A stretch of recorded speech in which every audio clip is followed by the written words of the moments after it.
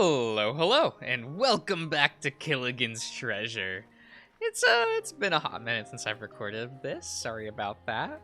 But I think we just entered this city. I think. I'm sure it'll all come back to me as soon as I start reading. You know how it is. A surge of magic blasts against my face as I pass through the gate. I think it's the same kind as the deterrence bands, but much stronger. Maybe that's why they meant what they meant by protected within these walls. Well, either way, it's a relief to be back in civilization again. Even though it's a different feel than what I'm used to. There's not only a saltwater taste, but also a lingering magical scent in the air, reminding me of how Ma's scrolls smelled after they were used. Stores line the plaza, each selling some kind of magical tools or accessories. A Cabot wasn't kidding. Skrillsy really are into their magic. Speaking of, these Skrillsy are barely dressed more than B-Joke was. I mean, it's a hot day, so I get it. But damn, most of them are adorned in little more than shorts, weird tunics, or a lango. The rest of their garments are varying amounts of magical accessories, judging by the amount of sparkles and fumes surrounding them. I can't spend all day gawking in the plaza, though. I gotta get something to eat. That scent of grilled fish I smelled all the way from the forest is still here. I think it's just around this corner coming up. Yep, here it is. At this little tavern called the Burning Tail. It's a quaint little place, nestled up in the run-down looking part of town. It's not too different from Redroot, it just has more stonework. I'm betting this is where the beasts live. I head inside the tavern, my mouth already salivating from the scent of good cooking wafting into my nostrils.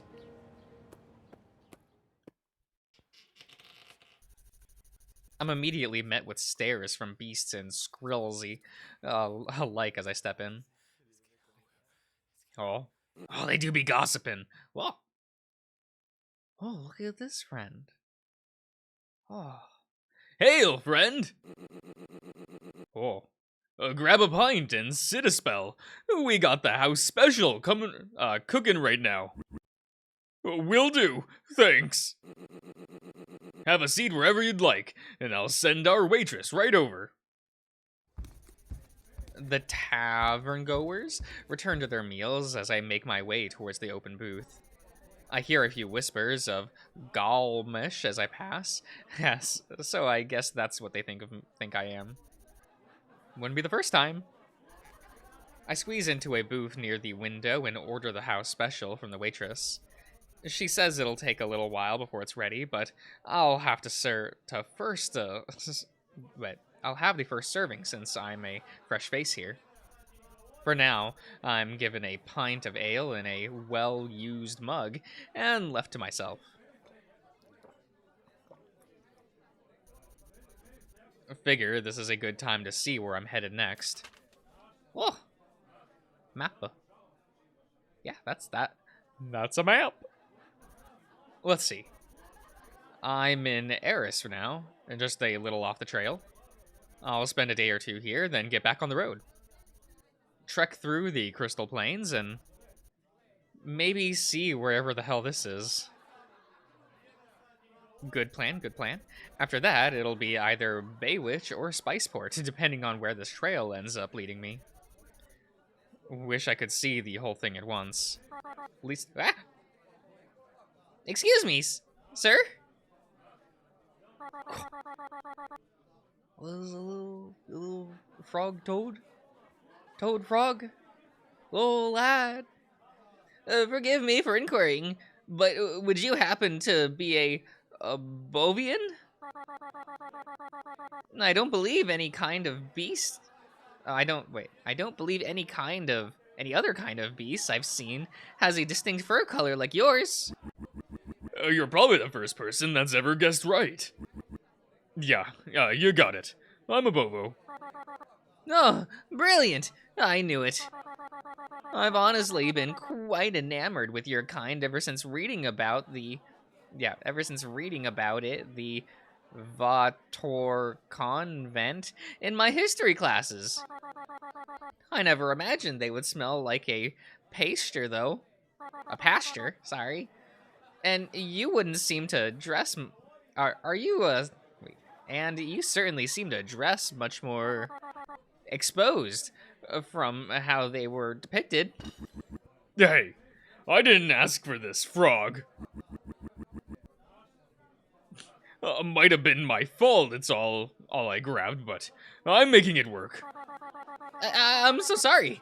I just thought your kind had more appropriate to the mountains. What? I ain't. From the mountains. I'm just here for a bit to eat. Not presumptuous shit from a, from a damn frog. That's a little mean, Killigans. Now scram, before I eat you as an appetizer. Sorry. The Skrilzy scampers out of the tavern, brushing past the waitress carrying my food towards me, nearly knocking her over. She yells what I'm guessing is a Skrilzian curse word at him, then puts on a much happier expression as she delivers a packed plate to my booth.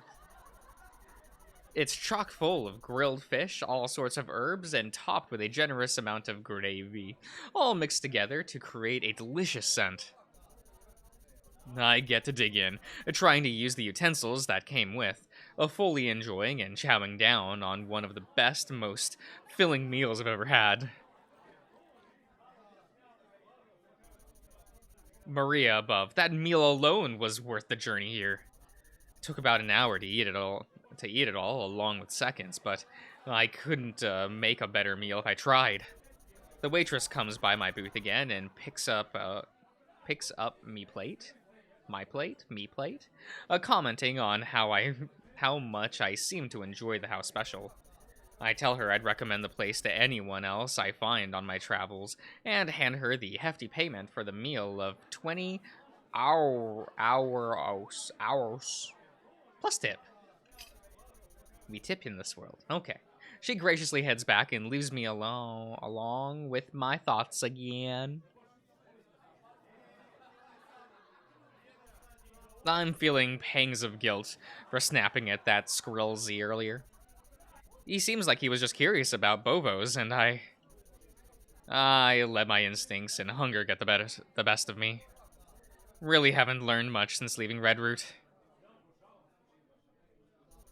I ought to get out of here and find him. He didn't deserve that shit. If anything, I should at least apologize.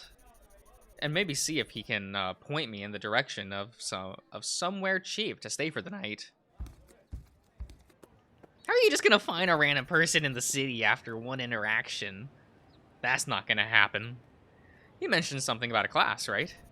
I never had the chance to experience them back in Redroot. But I remember they sometimes held classes at the church or a plaza back when I was a calf, as part of Ma's plan for the town. Maybe he'll be in this town's plaza. But maybe Skrilzies have classes somewhere else entirely. No. This one's too thin. His chest was much more pronounced. Gotta start again. I turn and see the Skrilzy from earlier, sitting against the wall of the tavern and scratching something out on a notebook. That was easier than I thought. Hey! You alright, bud? Yes. I'm okay, yes.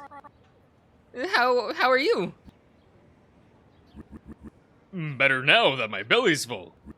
Listen, I want to start off on the right hoof this time, but apologizing for scaring you off earlier. You caught me at a bad time, and I was thinking more with my gut than my head. I don't want my first impression here to be like it was back home. I'm sorry I snapped and made you freak out like that. Oh. I'm just naturally prone to freaking out. It's in my blood, I would even say. I was honestly expecting a follow-up to your rightful outburst towards an intrusive student like me. But I'm relieved that's not the case. Of course, I forgive you, mister. Gosh, did you mention your name earlier? Just Killigan will work. What's yours? Oh, what an interesting name. I'm Maxon, born from the 39th Calcelia brood. I meant to inquire earlier before, what happened? But would you mind if I asked you about your Bovolian heritage? As well as took notes? No, I don't mind. But I don't think right here is the best venue for that. Do you know any cheap inns around here I could spend the night at? We could probably talk there. Huh. Off the top of my head, there's the Thundering Greatsword. The Lucky Echo. Can't forget the Silver Egg Match. But those are on the other side of Eris, near where the pure scales reside, so they are fairly expensive. Pure scales? Over here, there's only one. The Burning Tail. Well, that's great. We're already here. However, this is also the time of year when that sports festival occurs, so lodging prices get hiked up quite a bit. By how much? For here? According to the sign over there, it's gosh, about 150 euros per night. That's real far out of my price range. I ain't even got enough for one night. What? Wait, what are you doing here then? I mean, I thought those from the Vator Covenant were quite rich, especially the Bolvians. Shouldn't you be associating with the Echel nobility anyway? Again, it couldn't be helped, and I ain't from the mountains. Other than a tiny shack out in the wilds, this is the only civilization I've seen in weeks. Hell, it's the first town I've ever even been to, other than my hometown. And just getting here put me in a desperate need of a good night's sleep. I see. That's quite a predicament you're in. Yeah. It's my problem to solve, though. Don't worry about it. I ain't used to sleeping on cobblestone, but I figured it could be worse than the forest floor. Appreciate the help anyway, Mac. See you around. And we've abandoned the frog. Ah! Wait! I have an idea, but it's quite risky. Sure. What you got? Well, I'm currently a student at the Arcane Academy, not far from here. It's a large castle-like structure with the spires. As a student there, I have temporary lodging in the dorms for the remainder of the semester, which happens to end this upcoming weekend. Anyway, if you would be willing to aid me with those questions I mentioned, I think I'd be able to sneak you inside. Nah, I wouldn't want to cause you any trouble with that. I'll stick out like a sore paw. And I'm betting you ain't the only one that recognized me as a Bovo. That might be true, but I'm willing to take the risk. The wizards are all busy with their graduation preparations. I highly doubt they'd find the time to punish a harmless tadpole like me. That's a face. This is a little mouth, little face. But first, I'd like to know if you would be on board with all this, of course. This is an awful lot to take in, even if I brought it on. He seems trustworthy enough, though, if overeager. On board? Better than sleeping on the streets. I ain't got the Oros for an alternative, so I'm on board. Yeah. You seem like you know what you're doing. Excellent! What are your plans? It involves a bit of hydronetics magic. Firstly, I hope you're alright with your fur getting wet. Yeah, it ain't the best feeling, but I'll live. Okay. Then here, I go. Oh, they're vibrating. They're shaking. The air starts to bubble around me as he prepares some kind of spell. Soon, it's filling the air with my... Wait. It's filling the air around my snoot, my ears, everywhere. It's like I'm underwater. I brace myself for the full brunt of a spell as the feeling of water seems courses along every part of my body. Yeah? There! You can open your eyes now. If they're closed, I'm assuming. What the hell do you do? I can tell by your breathing against my eyes that you're agitated. But do not worry. It's an intermediate level cloaking spell that temporarily conceals your body from unaided eyes, all by maintaining nearly the entirety of my concentration. Though it's not quite perfect. I haven't yet mastered the arcanic of it to include garments. But it should work for the purposes of our endeavor. Fine. But how are you gonna explain a bunch of oversized pieces of junk following you around? Fair point. I hadn't considered that. There's an easy practical solution, but I'm not sure if I should follow through on it. Oh.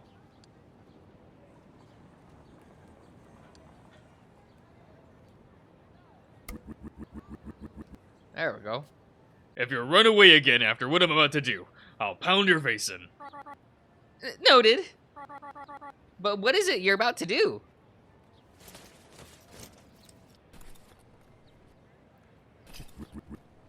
Here, hang on to my stuff. I'm just making it extra convincing. Oh, I see. Removing all your garments and giving them to me to hold on to is to complete the illusion. That's clever. I'm quite sure I wouldn't have the confidence to pull something like that myself. I've been alone out in the wilds for weeks, so I've gotten used to being as free as an animal like this. Well, we should hurry along and put our plan into effect then. It would likely be uncomfortable for someone like you to be caught in public like that. Oh, are we get... Oh. Who is this? Who is that? This is doing things. Jeez, this is the Arcane Academy. This Arcane Academy's a lot bigger up close. The magical scent in the air is stronger than ever now. Powerful enough to get through my seemingly waterlogged nostrils. Students converse with each other as we pass through the courtyard. Only a few even so much as looking in Mac's direction.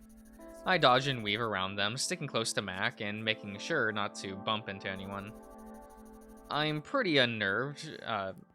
It's pretty unnerving having my first experience of this place being completely in the buff. It's definitely not somewhere I belong, especially like this. With every student we pass, I feel the spell falter just a little, then immediately regain its power. Like it's reacting to Mac's anxiety. Poor Frog's probably stressed out of his wits. Eventually, we twist and turn our way through one of the buildings, finally making it to a relatively empty, bluish hallway lined with arches. Each of the arches lead into a blank wall, each holding some kind of rune with two emblems, one star-shaped and one circular-shaped. We head Yeah, we head 5 arches down, stopping at one at the very end of the hallway. Max clearly straining from holding the spell for so long. Here we are! Just a second, and I'll get the door open. I feel the water around my cycle between dissipating and coursing as he struggles to conjure additional sparks of magic, holding his palms up to the runes. You can probably drop the cloaking thing now, Mac. I don't see anyone else around. Just hand me my garments. No! I need to sustain it the entire way. I just need to press myself a little further. Well, at least let me help. I press my shoulder up against the stone door, bearing my full weight on it. If this won't get the door open, nothing will. The door gives just the tiniest bit, but it's not enough. I strain and scrape my hooves against the tile, putting my back into it as Mac's fingers sparkle with flickers of failed magic. Why can't I just put a tiny bit more? Well, that. Oh shit! The spell broke. There. The storm door slides up, and both of us tumble into his dorm, leading me landing on top of him. Wasn't expecting it to open that way. No, you're right. I push myself up a little and lean to one side so that my gut stops crushing him. Okay. Well, I will end the part here, everyone. So I will see you guys around.